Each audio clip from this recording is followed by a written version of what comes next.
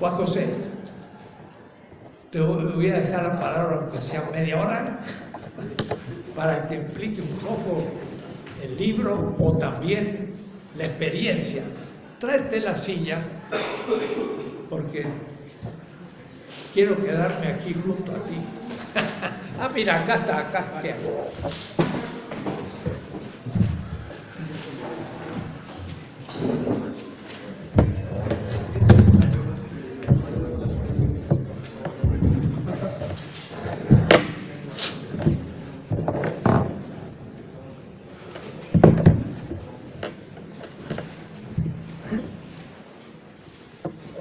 Buenas tardes.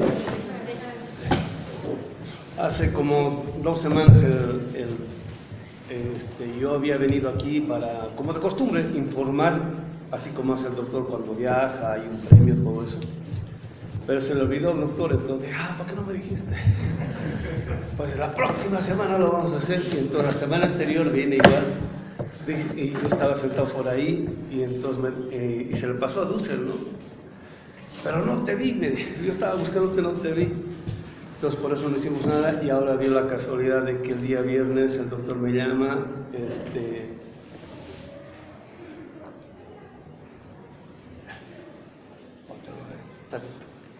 me llama sumamente entusiasmado porque había leído mis libros. Releído mis libros. Yo dije, bueno, que moraleja, para que Dussel les relea tienen que ganar un premio. Porque el doctor lee así rápido de corrido, yo sé eso, ¿no? Pero que se lea ya es otra cosa, ¿no? Entonces ahí me comentó entusiasmado algunas hipótesis que estamos trabajando, y él me dijo, bueno, el día miércoles vamos a empezar con ello y a ver cómo podemos continuar en el trabajo de seguir trabajando hipótesis y ver cómo es que ellas funcionan, no funcionan, todo esto, ¿no?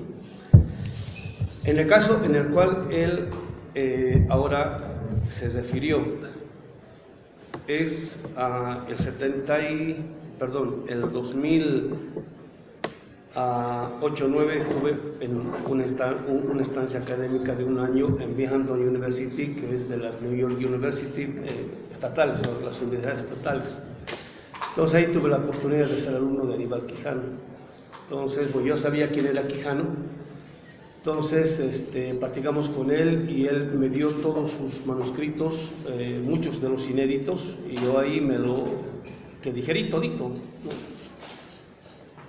Que es siempre algo que aprendí con el autor. Para hablar de un autor, uno no puede hablar a partir de un librito o unos articulitos, uno tiene que leerse todo, ¿no? Entonces es algo que aprende uno aquí en seminario, ¿no? Agarré y me leí todo.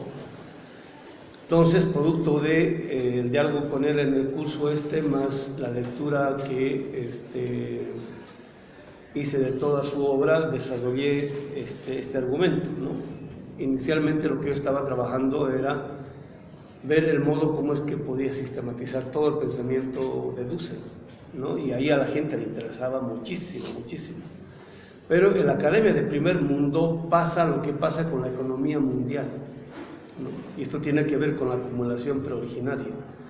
Toda la riqueza que hay en primer mundo es nada sin nuestra riqueza, sin nuestro trabajo.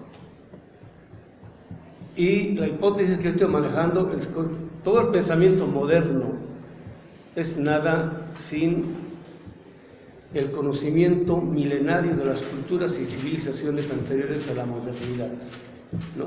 Así como ha habido transferencia de mercancía originaria, por decir, digamos, raw material, materia bruta, digamos, el fenómeno del extractivismo, así como ha habido este tipo de transferencia de la materia prima con la cual ellos elaboran, desarrollan en Europa. ¿Qué hay pues en Europa? Está chiquito además, poca extensión de tierra, etcétera, ¿no? Entonces, la materia prima sale del tercer mundo, todito va, y en el pensamiento creo que es algo así, algo similar. Entonces, cuando yo empecé a trabajar, empecé a desarrollar ahí las hipótesis fuertes de Dussel y también las de este servidor, y yo veía cómo, ¿no?, que empezaban ahí a copiar para A partir de nuestras hipótesis, hay muchos alumnos de tercer mundo que van al primer mundo a estudiar y van con problemas. O sea, en primer mundo, la academia de primer mundo no escoge como becario o como doctorando a cualquier alumno, tiene que ser alguien que tenga algo que decir, y eso, digamos, poco de lo cual se alimentan, y ellos lo trabajan, porque ellos saben, no porque sean malos, que nosotros somos, bueno, producimos materia prima, materia bruta, literatura, ¿no? Folclore, ¿no? Pero el pensamiento producen ellos, ¿no? Digamos, lo tienen así bien, la tecnología, digamos, producen ellos, ¿no? Entonces ellos saben que nosotros no vamos a desarrollar la teoría, la ciencia, la filosofía, y muchos de los nuestros van con esa conciencia, ¿no? Nosotros no, pues ¿cómo? Entonces ellos se apropian de todo eso y desarrollan lo que desarrollan, pues, y lo desarrollan mal, pero muy bien trabajado, muy bien elaborado, muy bien desarrollado, muy bien argumentado, por decir, ¿no? Entonces cuando viene de este lado, ya viene, digamos, eurocentrizado, por decir, como dice Ramón Grossfogel, ¿no? Entonces ya viene con la protección de dominio y nos trabajamos nosotros porque, bueno, es como por decir, digamos, ¿no? De la tecnología, del celular y demás, los metales son de tercer mundo, ¿no? Entonces la tecnología la tienen ellos, la elaboran, la desarrollan y viene acá ya bien desarrolladito, ¿no? Y parece de ellos nomás y no de nosotros, ¿no?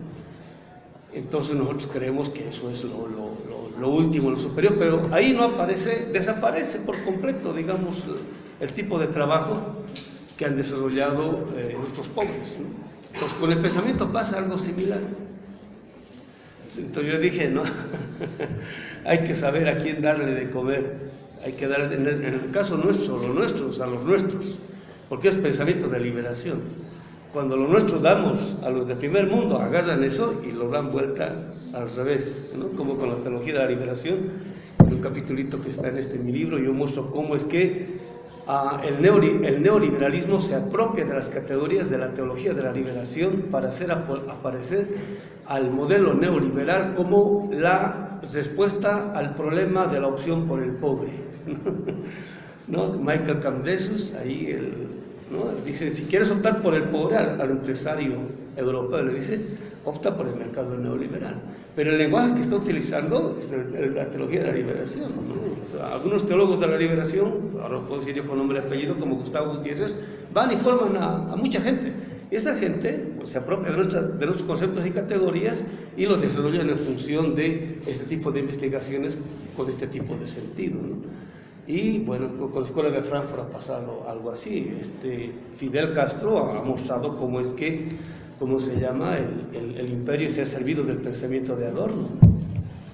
Y ahora estamos viendo del pensamiento de Marcuse para el problema del consumo y así sucesivamente, ¿no? Tienen esa capacidad de engullir todo esto, transformarlo y voltearlo en la perspectiva de sus intereses, ¿no? Por eso yo abandoné esa experiencia y decidí volver acá y hacer el doctorado acá en la facultad. La hipótesis en ese trabajo al cual se refiere Dussel es producto por eso digo un diálogo con Quijano, ¿no? El diálogo con Quijano es a partir de hipótesis que estamos trabajando desde la perspectiva de los pueblos originarios, ¿no? Entonces, ya no solamente con pensamiento del primer mundo, sino también con los grandes intelectuales latinoamericanos, y yo dialogo desde los pueblos originarios, incluyendo aquí con el doctor, ¿no? Entonces voy viendo cómo es que funciona, cómo es que no funciona. Entonces ahí descubrí yo el problema que él está enunciando, que lo toma de un pensador afrocaribeño, que en la década del 60 se escribe un chonchonanote sobre raza y capital, ¿no? Y él muestra cómo es que el capitalismo es nada sin el concepto de raza o la racialización que ha producido el capitalismo, ¿no? Y él, como es afro, lo toma directamente con, digamos, la esclavitud afrocaribeña, por decirlo, los esclavos que llegan cualquier cantidad del África, las plantaciones caribeñas, ¿no? Y de ahí como el producto de ese tipo de exportación no solamente va a Norteamérica, sino también va a Europa. Pero eso había empezado previamente acá en este continente, ¿no? es el problema del indígena. Entonces ahí, en mi opinión, Quijano no aterrizaba bien, entonces por eso yo intenté ver cómo es que se podía desarrollar, porque no es nomás, lo que siempre digo, no es nomás tener la intención de querer desarrollar una hipótesis, hay que tener categorías, ¿no? Si uno no tiene categorías, está difícil. Entonces Quijano no es filósofo, ¿no? Es más cientista social y, digamos, tiene sus reticencias con la filosofía, por decirlo. Entonces, como Zemelman siempre decía en sus cursos, el cientista social latinoamericano con pretensión de revolución tiene que ser capaz de dialogar con la filosofía. Ser capaz de dialogar con la filosofía quiere decir, tiene que ser capaz de apropiarse de la forma de reflexividad filosófica para seguir desarrollando ciencia social. Si no hace eso, no desarrolla nada.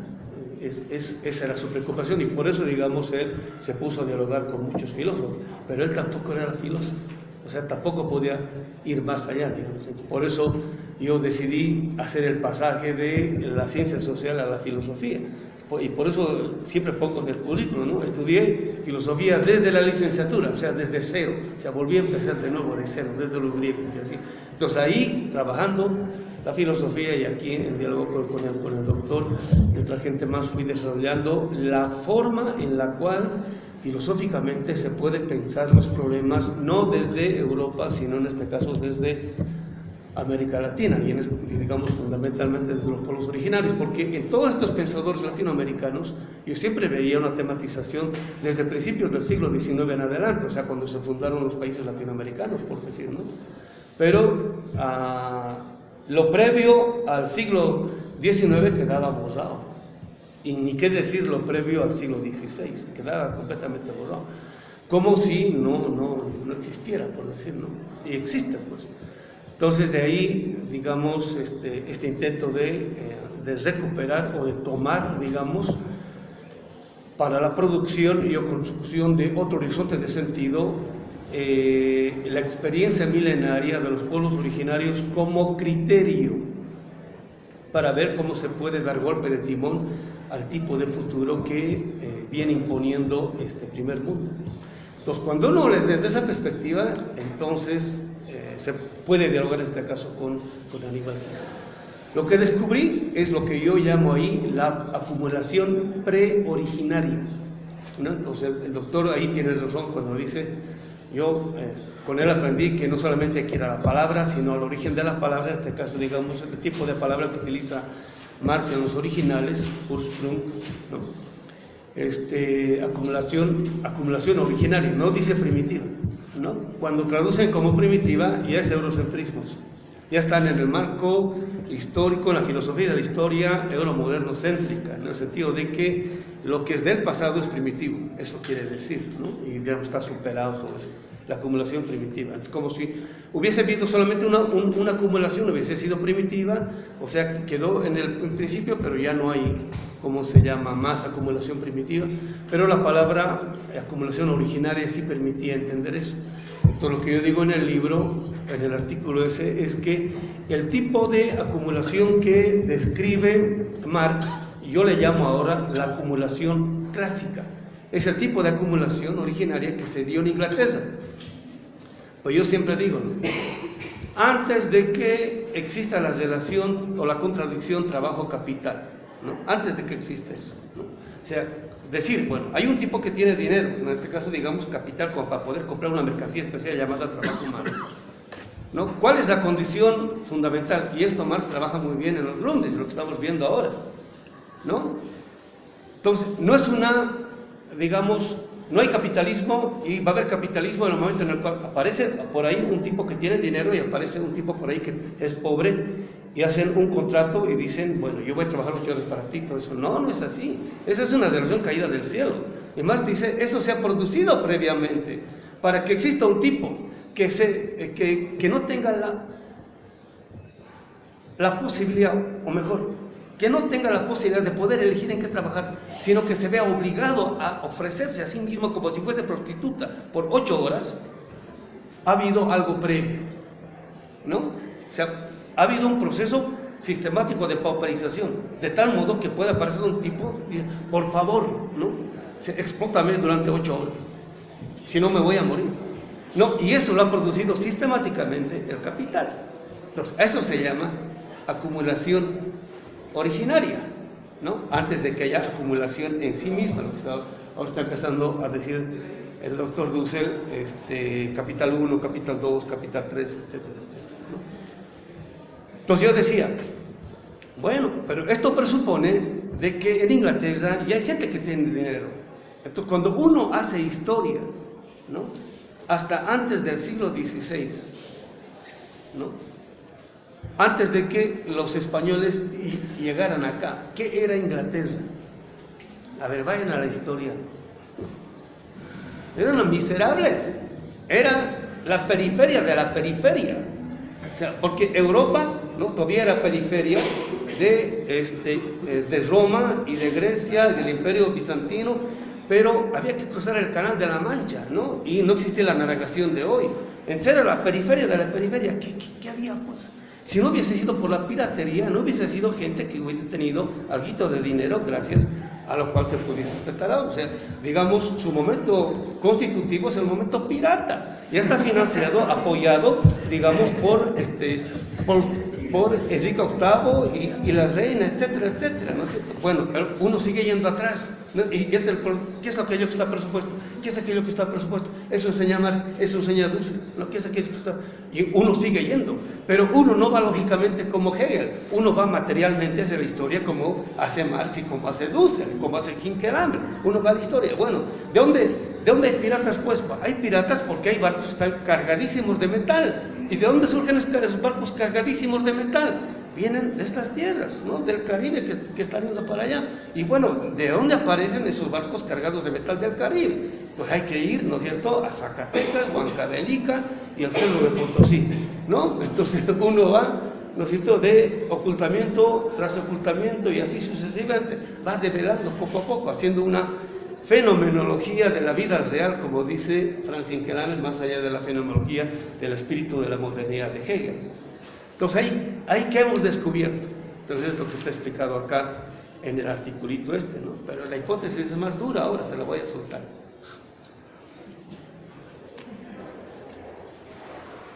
Para que sea posible la acumulación preoriginaria, ¿no? Lo que fue necesario es un poco lo que yo digo, ¿no? Cuando llegan a estas tierras los españoles, ¿cuánto de capital tienen? 0 capital. No tienen un centavo. Es más, han llegado con deudas, ¿no? Porque que a las reinas se ha visto dinero para ni siquiera comprar carabelas nuevas, sino de segunda mano, ¿no? Del sistema de navegación, ¿cómo se llama? Árabe, ¿no? Llegan con 0 capital, desesperados de conseguir dinero para pagar las deudas de este tipo de misiones, ¿no? Y se encuentran con pueblos, con culturas y civilizaciones, ¿no? Gran cantidad de riqueza, es más oro, ¿no? De ahí, digamos, el dorado, ¿no? El mito del dorado, etcétera, etcétera. Entonces, ahí surge la discusión, la contradicción. ¿Qué hacemos? La única forma, o sea, no había de otra, no tenían dinero, como decir, señores originarios de las tierras de México, por favor, podrían trabajarnos o prestarnos su trabajo a crédito, para que nosotros cuando vayamos a España, volvamos, les podamos pagar a ustedes. No existía eso. Etcétera, os robamos, y para poder robar teníamos que esclavizar a la gente. Pero ¿cuál es el argumento? Y ahí surge Ginés de Sepúlveda, ¿no? O sea, el argumento, y no se construye de la noche a la mañana. No porque, siempre digo, no por casualidad Ginés de Sepúlveda es el traductor oficial en Salamanca de Aristóteles. Él tiene ese tipo de marco categorial. Con ese tipo de marco categorial construye la fundamentación, justificación filosófica, racional, para decir por qué es que nosotros no somos seres humanos, para degradarnos a condición de animales. Entonces, ¿a qué animal o a qué persona se le ocurre decirle a mi caballo tengo que pagarle $10 la hora porque ha trabajado? A nadie, porque es animal. Entonces tú tienes que convertir en animales, ¿no es cierto? Entonces cuando nos convierten en animales, entonces ya no tiene sentido pagarnos. Entonces, un poco lo que dice Dussel, entonces agarran las formas de trabajo. El Mitimae, es el que trabaja en la mitad, es el que presta un servicio comunitario de la comunidad a Cusco, ¿no? Y a Quito, para que el Estado inca garantice la seguridad y la reproducción de la vida de la comunidad. Es un toma y daca, ¿no? Yo te confío, tú me confías. Eso quiere decir. Entonces, es un tipo de trabajo comunitario al servicio de la comunidad. Lo que no tiene la comunidad, por decir, en una comunidad se produce maíz y frijol, y etcétera, etcétera, pero no se produce ropa. En otra comunidad sí se produce ropa, telas, todo eso. Entonces el intercambio, eso garantiza el Estado, y para que se garantice eso, entonces se hace este tipo de prestación. Entonces es una institución, ¿no es cierto?, comunitaria, originaria, de la cual se apropia el Reino de España para desarrollar este tipo de exportación. Entonces hay que degradar la vida y el trabajo vivo del trabajador a la condición de animal, para que vaya, o para que se pueda extraer eso de modo totalmente gratuito. O sea, no es un tiempo que se le está robando un tiempo de trabajo que estás robando al trabajador, es su vida, literal, ¿no? Entonces van a trabajar desde los 18 años, 20 hasta los 40 años, ¿no? Decían que van a la mitad, volverán 5 días, el resto se ha muerto en la mitad, así de simple. Se ha muerto en la mitad, ¿no? O sea, en las minas, porque lo que les interesaba a los españoles era oro y plata, otras cosas no les interesaba. Bueno, para que suceda eso, ¿qué tuvo que haber sucedido? Esta es la hipótesis, ¿no? Y tiene que ver con lo que se concibe o no como naturaleza, ¿no? Desde Alaska hasta la Patagonia, hasta la Tierra del Fuego, hasta la Tierra de los Cerdos. Para todos los originarios de estas tierras, la naturaleza no es naturaleza, es madre, ¿no? Y cuando digo madre, es literal, madre. O sea, los varones piensan, bueno, todos piensan en su madrecita, eso es, ¿no? Eso es, madre es, ¿no? Entonces, para extraer algo a la madre hay que pedirle. Y la forma de pedirle, ahí dicen, es la traducción, ¿no? Hay que pagarle, dicen, a la Pachamama hay que pagar. Pero pagarle quiere decir, hay que darle de comer. O sea, hay que retribuirle. Como tiene vida, hay que darle de comer, ¿no? Cuando le pides permiso y le das de comer, ella te retribuye. Si no haces eso, tu relación con ella no solamente que no es sagrada, no es de respeto, es violenta. Pero como es con la madre, es violación. Entonces, cuando vienen los españoles y obligan a los originarios de estas tierras a que sin pedir permiso a la madre naturaleza vayan y le extraigan sistemáticamente toda su riqueza, están obligando a los originarios de estas tierras a violar todos los días a la madre, que es el modo fundante gracias al cual se constituye a la naturaleza como objeto. Se la tiene que objetualizar. Antes de eso, y hasta en la discusión con el romanticismo, mediados del siglo XVIII, el siglo XIX, todavía sigue la discusión, ¿es o no la naturaleza sujeto? ¿No?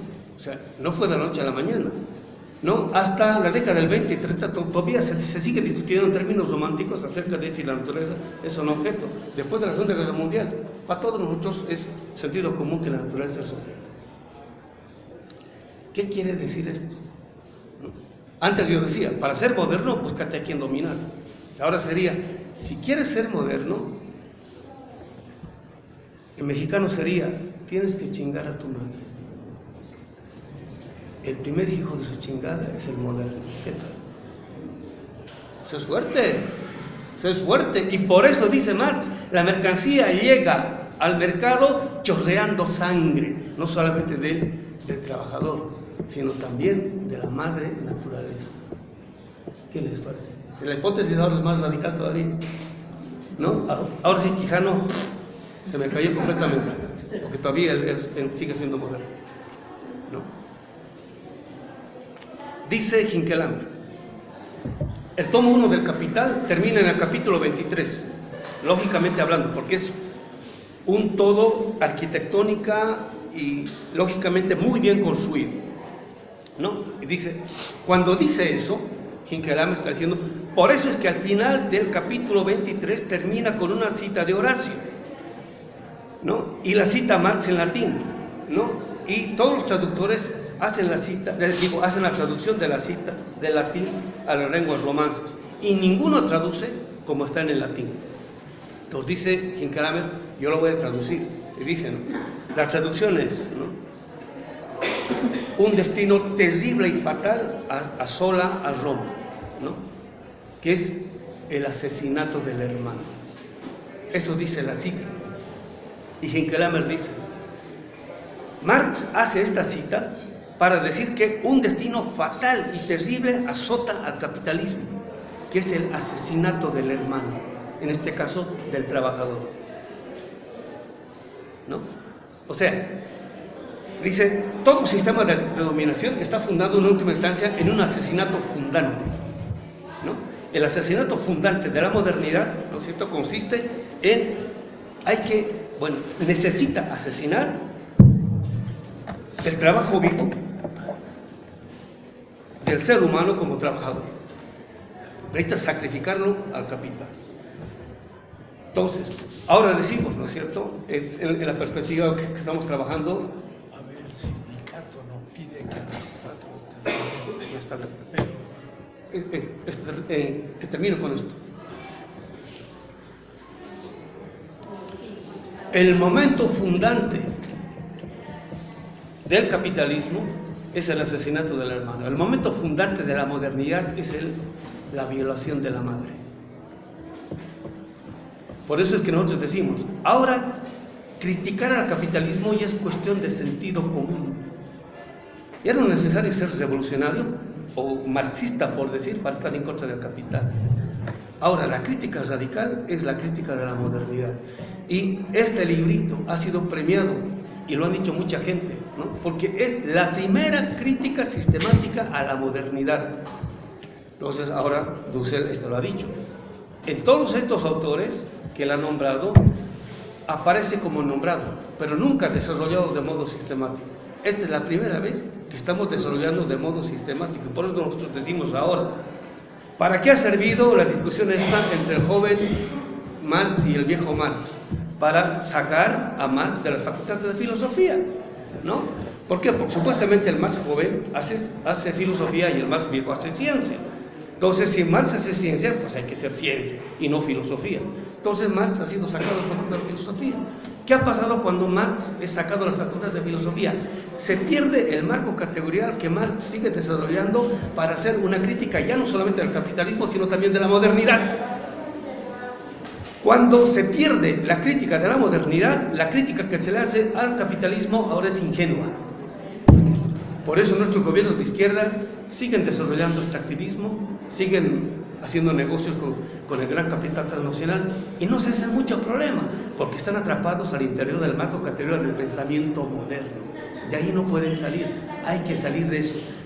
Y por eso decía alguien, ¿no? Ahora podemos decir, habemos filosofía de la liberación, porque no se terminó cuando la cosa sigue, porque la crítica sigue, no solamente con el capitalismo, ahora también con la modernidad. Ese es el sentido de esta crítica. El oponente ha sido premiado, estoy encantado de que Dussel deseara y que, bueno, algunos compañeros nos sigan acompañando en el desarrollo de las hipótesis y que vayamos continuando en la tarea crítica. Gracias.